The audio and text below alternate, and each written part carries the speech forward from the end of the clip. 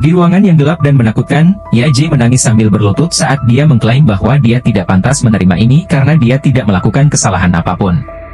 Seorang wanita misterius tiba-tiba menembaki Ye dan melemparkannya dari pesawat, namun meski ada kubang di dahinya, Ye membuka matanya.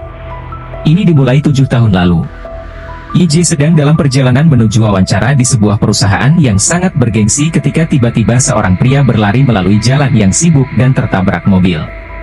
Ye memeriksa pria itu, tapi dia mati saat dia mencengkram lengan Ye, sehingga membuatnya sangat terguncang.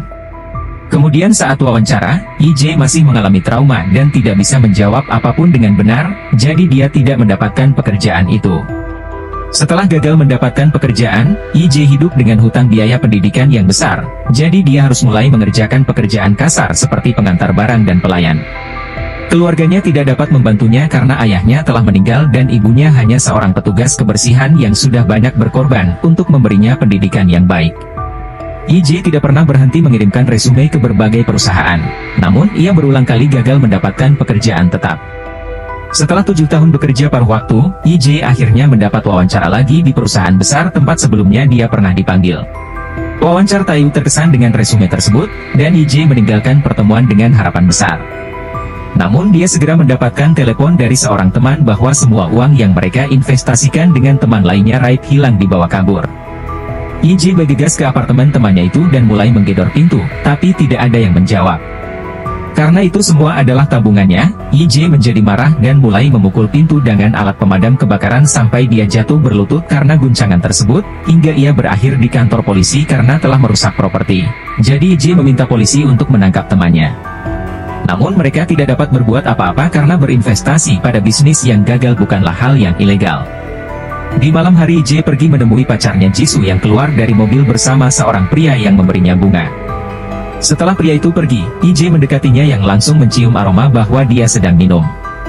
Dia menyebutkan bahwa dia belum bisa mendapatkan banyak pekerjaan bulan ini dan memberinya sebuah amplop, tapi dia menganggapnya sebagai amal dan menyadari bahwa dia hanyalah beban. Berpikir hubungan mereka tidak akan berlanjut, Ye putus dengannya. Beberapa saat kemudian Ye pergi ke apartemennya, hanya untuk mengetahui bahwa pemiliknya telah mengusirnya dan dia mengambil uang jaminan untuk menebus sewa yang telah jatuh tempo. Semua barang Ye ditinggalkan di luar di bawah hujan, jadi dia harus memindahkan barang sebanyak mungkin untuk melindunginya. Sayangnya tidak ada banyak ruang dan ketika pagi tiba, dia kehilangan banyak barangnya. Setelah menghabiskan malam tidur di tanah, Ye mendapat pesan dari perusahaan yang mengatakan bahwa dia gagal dalam wawancara. Setelah begitu banyak masalah yang datang bertubi-tubi, Ye memutuskan bahwa dia sudah muak dan menghapus dirinya sendiri di tengah kota, mengabaikan panggilan telepon dari ibunya. Kegelapan mengambil alih selama beberapa detik dan kemudian Ye mengetahui dia berada di pesawat pribadi. Ketika dia melihat bayangannya, dia ketakutan karena wajahnya telah berubah, dan pada saat itu dia melihat wanita yang duduk di dekatnya. Dia memegang surat perpisahannya di tangannya, tapi dia secara ajaib membakarnya sebelum melepas kacamatanya, memperlihatkan mata merak cerah. Tiba-tiba Ye dipindahkan ke sebuah alam menakutkan dengan menara tinggi di tengah laut merah dan setan mencoba memanjatnya. Wanita itu mengungkapkan bahwa dia adalah kematian dan dia membawanya ke sini untuk menghukumnya karena Ye telah mengejeknya. Dia mencekram leher Ye dan melemparkannya ke tepi, sehingga monster mencoba menangkapnya saat dia jatuh. Ada banyak makhluk yang menunggunya di dalam lautan tersebut, tetapi ketika dia jatuh, dia terbangun di pesawat dengan wajah yang lain lagi. Kematian juga ada di sana dan menjelaskan bahwa dia akan membuat Ye merasakan kematian sebanyak 12 kali lagi sebagai hukuman. Jiwanya akan memasuki tubuh 12 orang yang menghadapi kematian, dan dia akan mati dimanapun dia berakhir.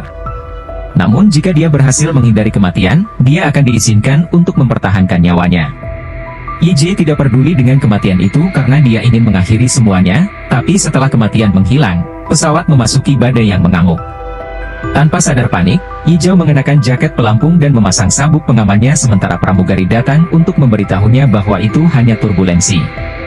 Setelah beberapa menit bergetar, pesawat menjadi stabil dan petugas membiarkan Ye sendirian. Masih bingung, Ye mulai melihat sekeliling dan menyadari dia berada di tubuh orang yang sangat kaya. Tiba-tiba sebuah kerikil kecil bercahaya memasuki pikirannya, memberitahunya tentang detail orang yang dirasukinya. Orang ini adalah CEO dari perusahaan penting tempat Ye melamar, dan dia sudah kaya sepanjang hidupnya. Tayu adalah kakak laki-lakinya dan mereka bersaing sejak kecil dalam segala hal, termasuk siapa yang akan memimpin perusahaan. Semua kerja kerasnya memungkinkan dia mendapat persetujuan ayahnya dan akhirnya dua terpilih menjadi CEO baru. IJ sangat senang dengan gaya hidup ini dan memutuskan ingin mempertahankannya, tetapi pada saat itu sebuah mesin pesawat meledak. Pesawat mulai turun dengan kecepatan tinggi dan IJ harus menghindari semua berabotan yang berhamburan, sebelum kembali ke tempat duduknya untuk mengencangkan sabuk pengaman.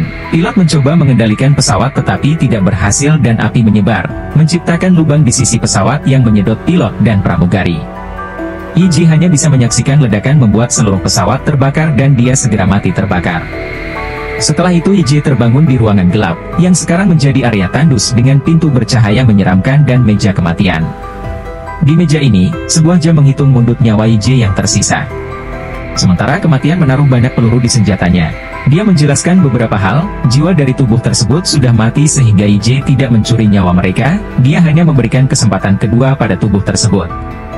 Jika dia gagal bertahan dalam semua itu, dia akan masuk ke neraka, dan kematian memutuskan untuk memberinya pratinjau.